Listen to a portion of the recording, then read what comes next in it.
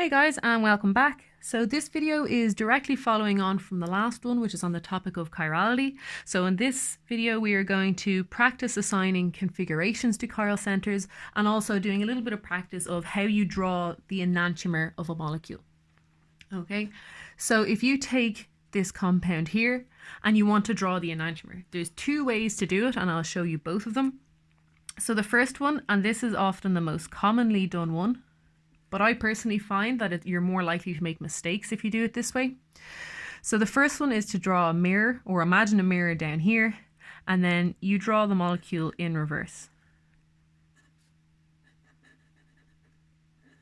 So it's straightforward enough when you have a simple molecule like this, but when you have much more complicated molecules with lots of different groups attached to them and more than one chiral center, it's very easy to make a mistake when you draw the mirror image. And common mistakes include either adding extra carbons in if you have a long chain, or losing carbons along the way as well.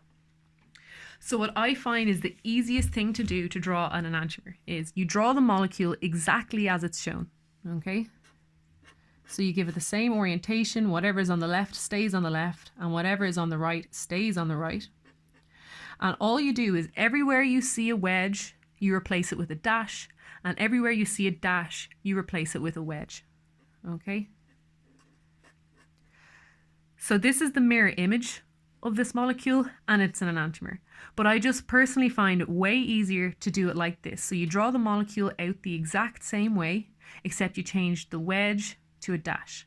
Okay, and just to prove that it is the same molecule, if you imagine this structure here, so the way it is the OH is sticking up, and if you rotate it 180 degrees, so if you imagine you grab hold of this carbon and you lift it up and you turn it over so it's on the right hand side, what happens to the alcohol is it is sticking up initially, and as you rotate it 180 degrees, it's sticking down. So these two molecules are the exact same. So it's up to you, if you're ever asked to draw the enantiomer of a molecule, it's up to you whether you prefer to do it by the mirror image or you prefer just to change all of the chiral centers. And it's important to remember when you're drawing an enantiomer, you have to change all the chiral centers. So if you take this molecule here,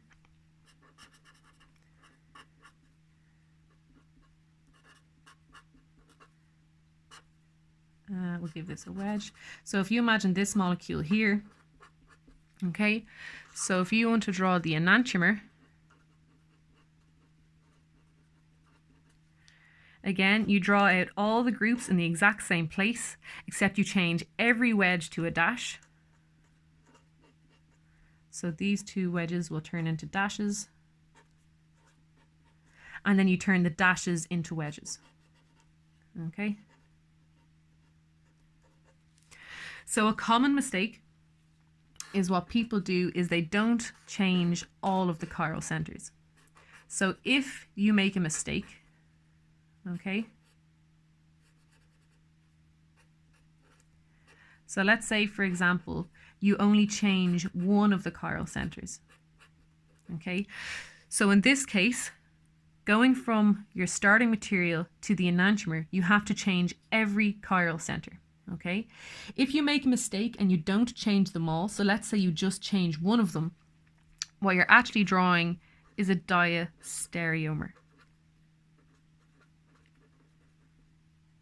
Oh, have I spelled that wrong? Yes, I have. A diastereomer, okay? So the difference is an enantiomer is where every chiral center has been changed, and in a diastereomer, only a couple of them have been changed, so not all of them. Okay, so that's really important to remember. So that's just some tips in terms of how to draw the enantiomer of molecules, but in terms of how do you assign the stereochemistry, okay? So when you use, the standard form for doing this is the Cahn Ingold Prelog rules. And when you do this, you are always going to get either the S or the OR enantiomer, okay? So they're the two ways to describe it. And it's important to do this because if I'm describing a compound to you and I say I used the S hand of this molecule or I made the S hand of this molecule, the person I'm talking to needs to be able to draw that molecule themselves. And they will do that because they'll follow the same set of rules that I have. So the first step in these rules, okay, so you assign each group a priority. And what's meant by that is that you look at the chiral center,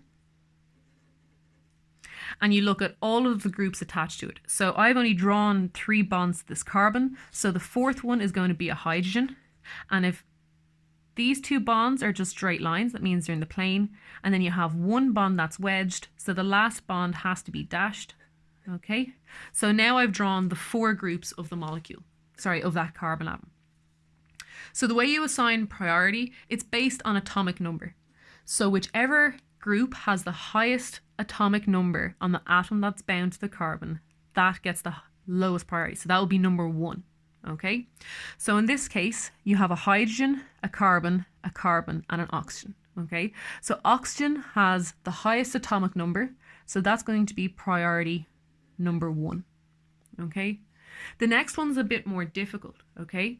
Because what happens is that this atom is a carbon and this atom is also a carbon. So how do you decide which atom is the next highest priority?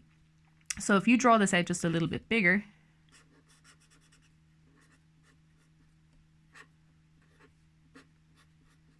just so it's a bit clearer to see.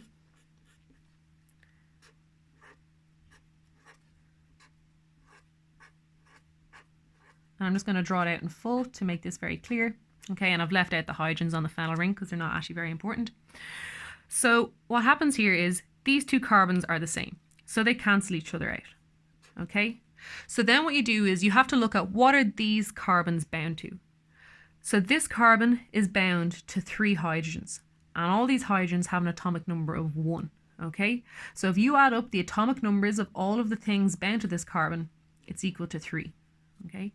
Whereas if you look at this carbon, it has 2 bonds, it has 1 double bond, to a carbon. So that's the equivalent of having 2 carbons attached to it, all right? And then you have a single bond to a carbon. So this carbon has 3 bonds and they're all attached to a carbon, okay? So that means you have a higher priority for this group than you do for your CH3. Okay, I'll have a few more examples of that in a bit. So if you haven't quite caught that, don't worry, there'll be some more examples that include things like this. So if you come back to the original structure, you now give this carbon here priority number 2. This carbon here is priority number 3. And your hydrogen, being atom number 1, has the lowest priority of 4. Okay, so assign each group a priority. So that's what we've done here. So the next step, which doesn't apply in this case, but there will be examples where it does. So rotate the molecule. So that should say number 4 is dashed. Okay, so this is an exceptionally important rule, and this is the most common place that mistakes are made when assigning chirality. Okay, so what it says is that whichever group is priority number 4, that has to be the one that's dashed. Okay, so that has to be the one that's sticking behind the page. Okay, so in this case, it's already done for us, but we're going to do an example in a moment where that isn't the case. Okay, so then what you do is you count from 1 to 2 to 3. And if you count in a clockwise direction, it's OR. And if you count in an anti-clockwise direction, it's S. Okay, so in this case, to go from 1 to 2 to 3, you're going anti-clockwise. So in this case, our compound is S. Okay, so if we take the enantiomer, this structure here, and we'll do the same set of rules again just to see what it's like. Okay, so in this case there are 2 flat bonds. Oh, sorry, you can't see that, can you? So there are 2 flat bonds and then there's 1 dashed, so your last bond has to be wedged to hydrogen. Okay, so all the groups will have the same priorities. So your oxygen will be priority number 1. Your phenyl ring, because it's basically like this carbon is attached to 3 other carbons, this will be number 2. And then this methyl group will be number 3. And your hydrogen will be number 4. Okay? But in this case, rule number 2 becomes very, very important. Okay?